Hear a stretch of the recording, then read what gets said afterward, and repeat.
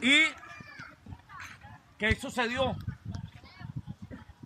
Así como están los políticos en la actualidad haciendo estrategia y todo, ellos también se reunieron. Oye, ¿qué pasa? Los cristianos no nos están respondiendo, porque era una estrategia política, porque el imperio estaba perdido. Y entonces, bueno, vamos a regalarle locales por el mismo estado, que era recuerden que en ese momento el estado, ¿quién era el rey? Lo que el rey así decía y decidía, eso era.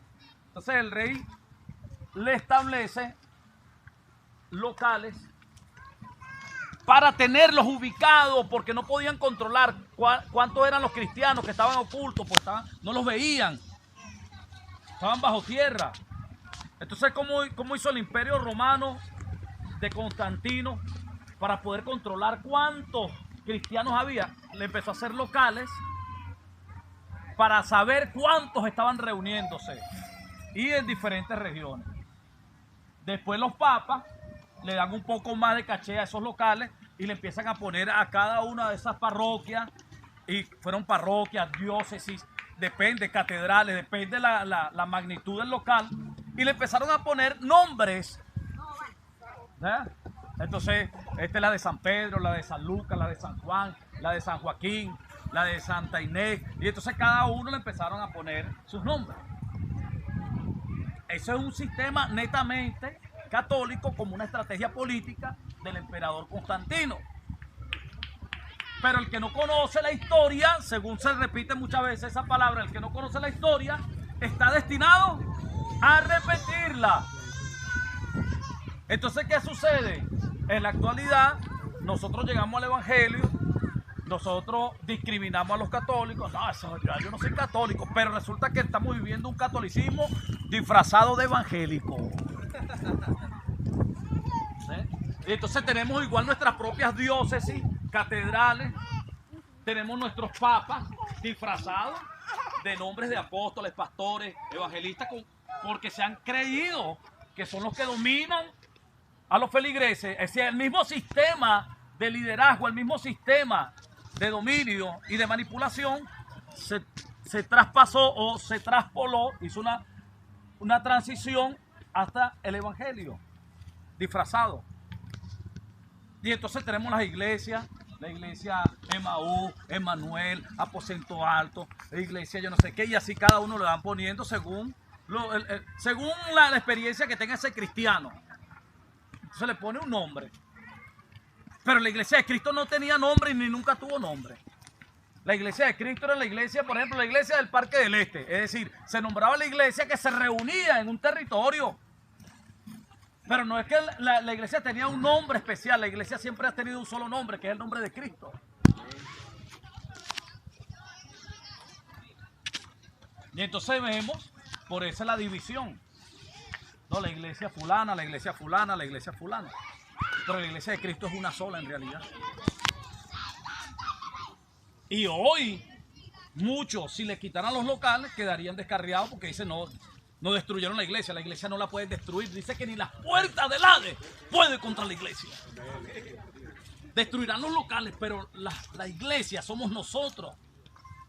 Los primeros meses que nosotros estuvimos al aire libre, muchos hermanos nos decían y me repetían en varias oportunidades. Yo estaba hablando, estábamos dando una cátedra de lo que es iglesia, incluso en la radio.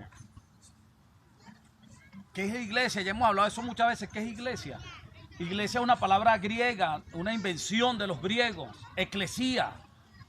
Eso es un invento de los griegos que empezaron a reunirse en las plazas porque los griegos creían y ellos le empezaron a dar forma a algo que llamaron democracia.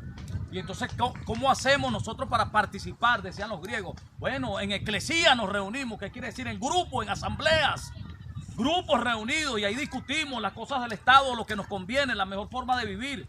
Y así los griegos empiezan a establecer esa palabra eclesía. ¿Qué es una eclesía? Cuando estamos reunidos, congregados, esto es una eclesía.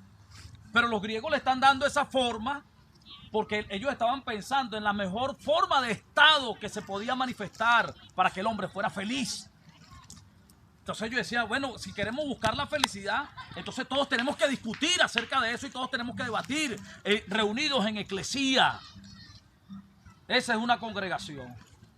¿Para qué? Porque estamos debatiendo lo que mejor nos conviene para ser felices en medio de la sociedad. Y entonces, ¿qué decía una de las frases griegos que dice? El que no participa en las cuestiones del Estado ni en la política es tonto, porque deja en manos de otros para que decidan por su destino y por su felicidad. Bueno, ¿qué le quitaron? Que ustedes me decían ayer, ¿qué le quitaron a la Constitución del 61? En el preámbulo. ¿Qué decía el preámbulo? La línea para dar al pueblo la mayor suma de felicidad posible. Eso decía la Constitución de 1961, el preámbulo.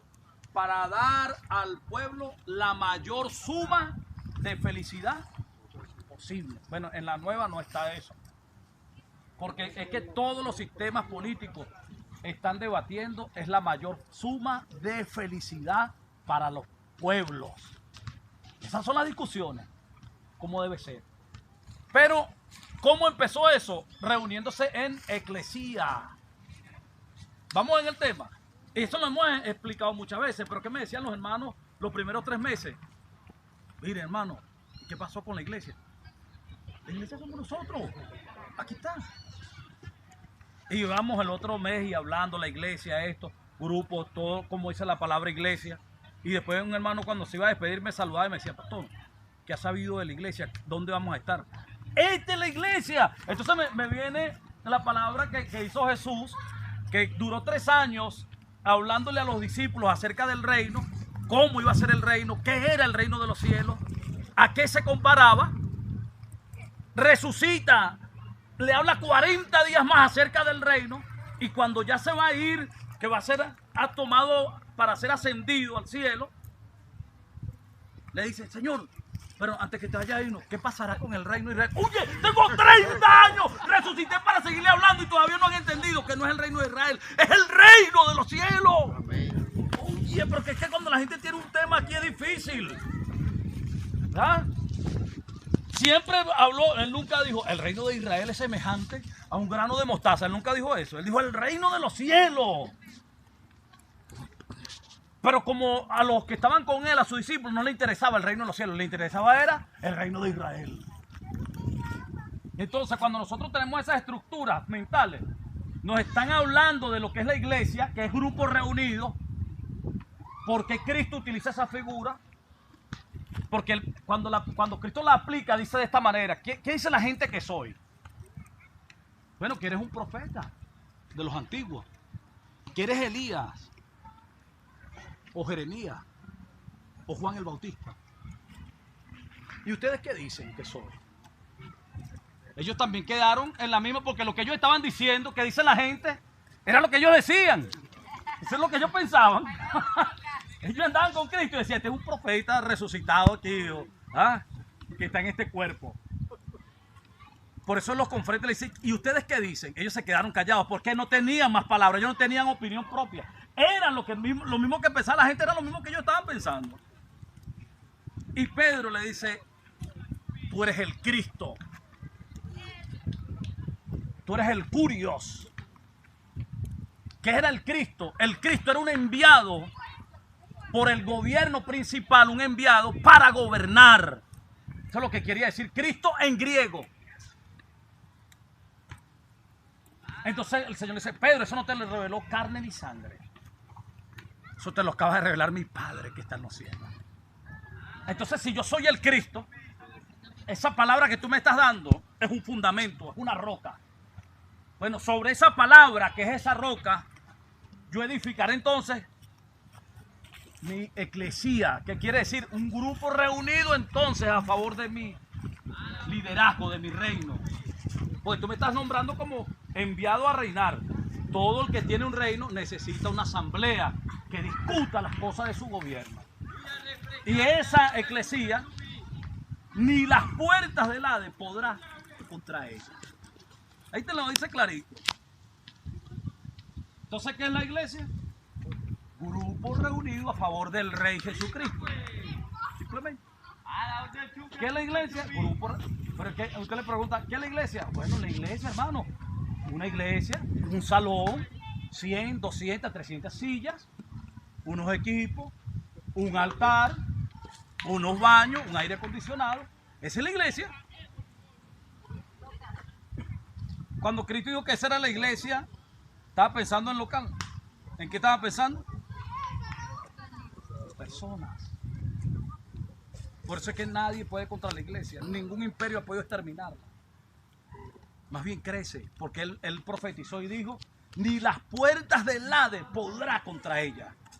Es decir, una vez que se empiece a conformar esos grupos que me van a representar como rey, nadie podrá contra ella, ni el infierno podrá contra ella. ¿Es entendible lo que estamos hablando? Es para que nosotros tengamos esa conciencia. Porque el tema que yo quería dejar hoy grabado, impreso en nuestra mente, es la palabra dogmas.